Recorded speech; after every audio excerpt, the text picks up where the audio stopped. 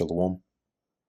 First and foremost, I want to give all praises, honor, and glory to Yahweh, Bahasham Yahushai, Bahasham, Recha Kodesh. Double honors to the elders and the apostles of Great Millstone, and peace and blessings to the elect. And today we're going to go into the book of Isaiah, the 58th chapter. And in this chapter, it deals with, fasting, but more so the hypocrisy in Israel that the Lord was calling them out on for their outward pretense of desiring the ways of the Lord, of fasting, for the outward show, but lacking the conviction the Lord was looking for. Okay, that would really make them whole and lay that spiritual foundation that was needed to clear the darkness from the nation, right? At least from the perspective of the iniquity that was piling on and on and on. So this is the book of Isaiah, chapter 58, verse 1. Cry aloud, spare not. And that means, obviously this is in reference to reproving or rebuking Israel. Sparing not meaning don't sugarcoat for the feelings, or to not offend them. So in other words, don't spare their feelings. Lift up thy voice like a trumpet, right? So speak boldly and loudly, and shew my people their transgressions. Call them out on their iniquities and the things that they're doing wickedly or transgressing against the Lord, and the house of Jacob their sins. And this is in the stead of the prophets, right? That's what they were commanded to do back then. I wish they did, and that's what we're commanded to do now, which we're also doing. Yet they seek me daily and delight to know my ways. And in this verse, this is like they act like that, right? They give off the pretense, okay, as though they're from within, this sincerely desiring to seek the Lord and delight in his ways, right? To delight to know my ways, as a nation that did righteousness. So they behave like they're a righteous nation, and forsook not the ordinance of their God, right? Like a righteous nation that never forsook the laws or the commandments of their God. So they'll come here, they'll sit here, they'll act like they're this holy people, that are seeking their God, and they would never take for granted his ordinances. Meanwhile, their actions say contrary. And you can see that today, right? If you want to see an example of that, look at people who, for example, the same people you'll see in your church service acting all holy, and oh man, I'm glad that I found Jesus and whatnot, will be on social media posting crazy things that are contrary to what quote unquote Jesus would require of them. But outwardly they'll be the first to profess that they're a Christian, but yet they be the freakiest, most promiscuous, and in all the wrong ways people out there.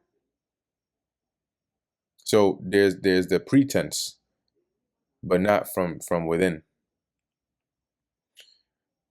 They ask of me the ordinances of justice. They take delight in approaching to God. And I'm going to pull this up in the NLT,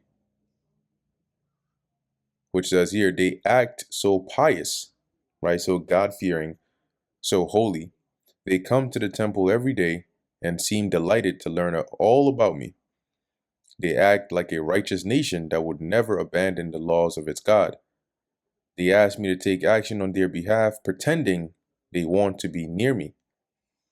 Right? And this is how the Lord felt about Israel, and rightfully so, because that's what they were doing. Then you definitely know that's what they were doing, because they're doing the same thing now. You ask them, oh, do you believe in the Bible? Do you believe in God? Yes, God, Jesus, love, yes, peace. And then you call out some transgressions they're doing that they can actually stop. They have the leeway to do. Then it's a problem. When it comes to, well, the Lord requires you to do X, Y, and Z, then they either go with the route of trying to tell you, no, that's not what it is, so they can justify them not doing it, or they'll try to go another route and say, yeah, but I'm working on it. They're not, you know, or no, that was in the back in days. That was the Old Testament days. It's not really valid now, but it is. So it's an excuse. It's always a reason why you can't uh do or answer the requests of the Lord. But yet you're so quick to say that, yes, I'm a believer in God, and I serve the Lord, and all and all. So when you look at people's actions, really in most cases, they're it's just, it sounds better than it is, right? It sounds good, so they say it. But really, it should be your actions should be what's speaking. Somebody shouldn't have to question you on it, because your actions should tell what it is. Verse 3. Wherefore have we fasted, say they, and thou seest not? Right. So, why is it that we're fasting, but you're not observing it. You're not pleased with it. Wherefore have we afflicted our soul, and thou takest no knowledge. Right. So, once again, right, we're fasting, we're abstaining from eating, and so on, but it's like you didn't even notice. This is the Lord is saying, this is Israel's behavior, their mindset. And so the Lord replies, behold, in the day of your fast, ye find pleasure and exact all your labors. So when you fast, you're missing the point. You're still doing your own desire. And on top of that, you're oppressing, those that are under you, right? The labors. When you go into the word exact, that's what it goes into, right? Like you pulled this up in another translation. And NKJV, for example, is one of them. Why have we fasted, they say, and you have not seen? Why have we afflicted our souls, and you have not noticed? In fact, in the day of your fast, you find pleasure and exploit all your laborers. See? NLT, at that specific part, it says, I will tell you why. I respond, it's because you are fasting to please yourselves. You're fasting so you can feel good about yourself and feel like, okay, it's like this, the reason why so-called Christians go to church on Sunday. It's not to learn anything. It's so that they can feel that, you know what, I'm not perfect, but I'm making an effort. At least I'm going to church. Even while you fast, you keep oppressing your workers. See? So what's the point in fasting? Behold, ye fast for strife and debate, and to smite with the fist of wickedness. See, so while you fast, you're still in the spirit, okay, of strife, of debate, you know, um, altercation, rather than being humble and convicted, or conflicted in the spirit. Contrite would have probably been the word I'm looking for here, but that's not the case. The Lord is basically saying, when I look within you, the only thing I see different is that you haven't eaten. You just a hungry nigga. That's all you are. On a regular day, you a ninja with a full belly. Today, you just a ninja without a full belly. But you say, "Oh Lord, I'm fasting." So what's up? Ye shall not fast as ye do this day, to make your voice to be heard on high. So the Lord is saying, this kind of fast is not the way that I'm requiring. Doing the way you're doing this is not what's going to get you heard by me. Is it such a fast that I have chosen? A day for a man to afflict his soul? Is it to bow down his head as a bulrush, and to spread sackcloth and ashes under him? So the Lord is saying, do you think, right, that this is the kind of fast that I'm looking for? Right, the day where you afflict your soul, right, where meaning you don't eat or drink. But what the Lord is describing here is, these are you just going through the motions. You don't eat or drink. You bow down your head, right, to give the appearance that you're going, you're afflicted, you're afflicting yourself, right? You put on sackcloth and ashes. And the bulrush, I looked it up here. A bulrush, this is what it looks like. I'm sure you've seen this before. And when you even look in this picture here, because of that heaviness at the top, oftentimes they're bent, right? There's like a little bending of them. Um, so that's why the example is comparing them bending over to being like a bulrush. Um, so the Lord is saying that you walk around, uh, basically going through these motions. Wilt thou call this a fast and an acceptable day to the Lord? Right. So all you're doing is just showing outward things. Oh Lord, I haven't eaten. Oh look, I'm really going through it. But you're missing the point, because inwardly your intentions, your actions, they're still how they were before. You haven't changed. So the Lord is saying, do you think that this is what I'm looking for? Do you think this is what is acceptable to me? Is not this the fast that I have chosen, to loose the bands of wickedness, to undo the heavy burdens, and to let the oppressed go free, that and that ye break every yoke? Right. So the Lord is saying the fast that I'm looking for is when you let go of the wickedness, right? You loose the bands of wickedness, the oppressive and wicked ways that you've been living under for so long, to undo the heavy burdens, once again the oppressive ways, because that's what was going on, and going all the way even back to the time of Amos, Hosea. They were all prophesying about it.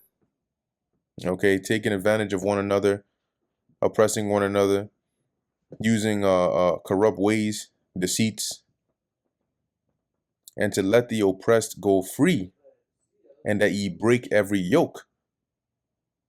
And what this is signifying, as we're going to read into the next verse, is one who is sincerely, fasting unto the Lord, to say, Lord, whatever the case may be, to atone for your sins, or to beg for mercy, or whatever the case is there.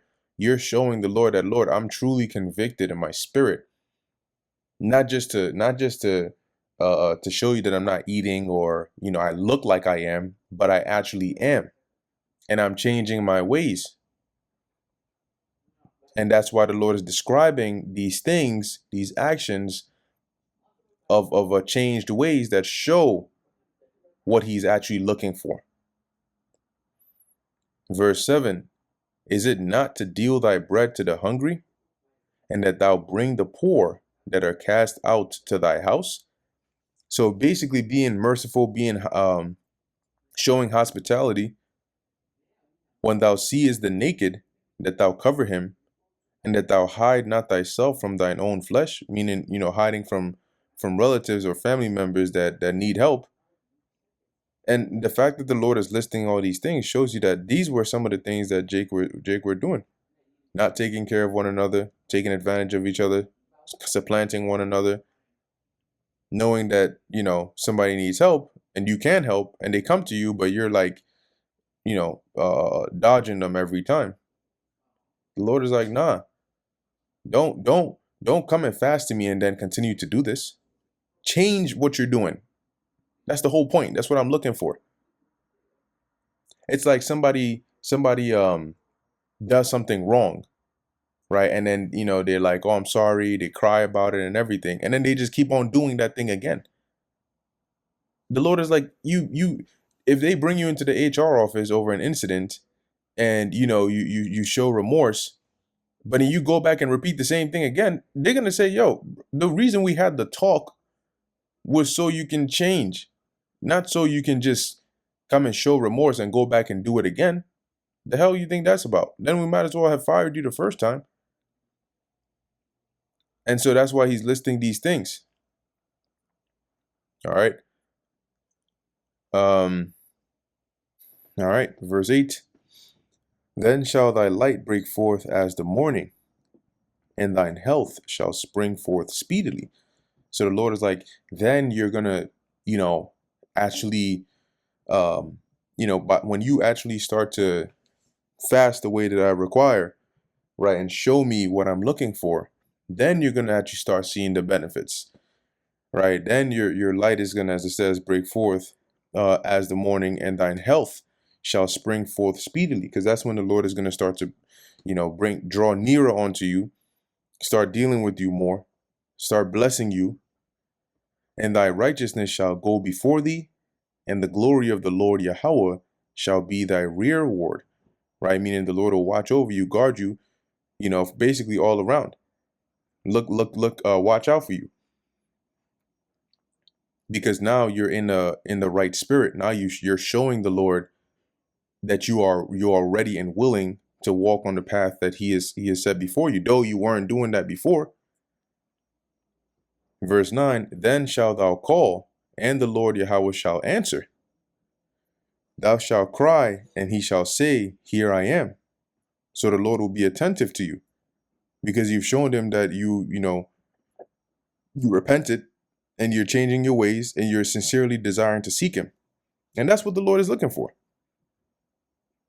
If thou take away from the midst of thee the yoke, which represents the oppression, and put forth the putting forth of the finger, right, which represents the accusation and so on and so forth of one another, and the speaking vanity, and the word vanity there also goes into let me see here, I think deceits might even go into wickedness.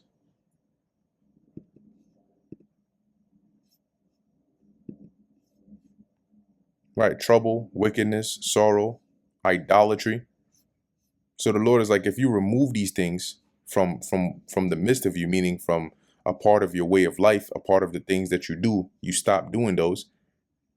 And if thou draw out thy soul to the hungry, drawing out your soul to the hungry, meaning like you actually care, right? You're taking the time when you see this to address it, because at the end of the day, they're all still among your people, right? The Lord is and here the things the Lord is requiring is just basically, treat each other the way that I have said for you to treat each other, right? And satisfy the afflicted soul. And how would you do that?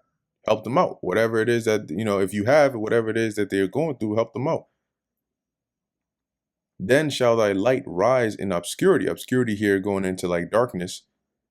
So as you do that, your light, which is a symbolic for your righteousness, is going to start to shine before the Lord out of that darkness.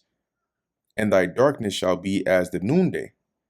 So as to where, Israel looked like a nation covered in darkness because of all the ungodly deeds that they were doing, piling one on top of another, by changing your ways, turning to the Lord, fasting to the Lord, and sincerely showing that conviction, it would start to look like light shining and breaking forth out of that darkness, dispelling that darkness. Okay, and now you have a nice, beautiful, bright setting. Is what this is being likened onto. Verse 11, and the Lord Yahweh shall guide thee continually, and satisfy thy soul in drought, and make fat thy bones.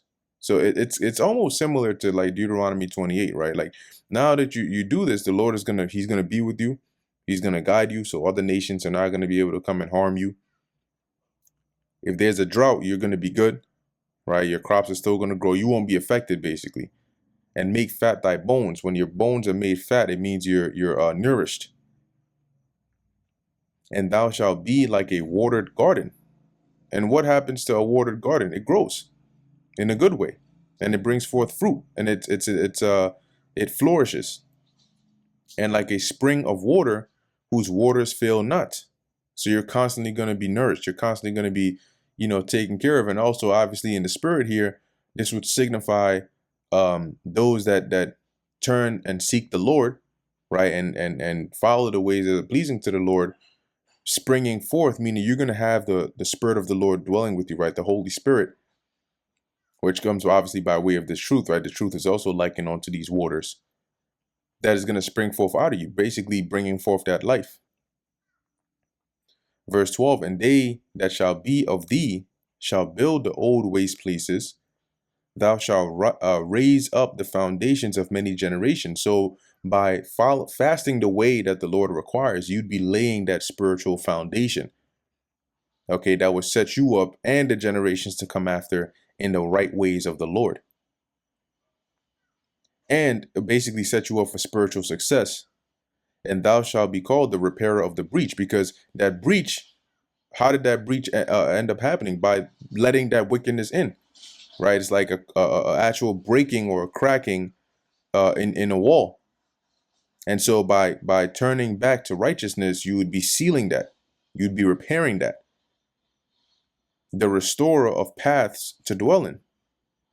And so the old paths or the righteous paths were destroyed or covered up or made unpassable by way of wickedness that was introduced, by way of iniquity, by way of oppressive ways and ungodly deeds and hypocrisy.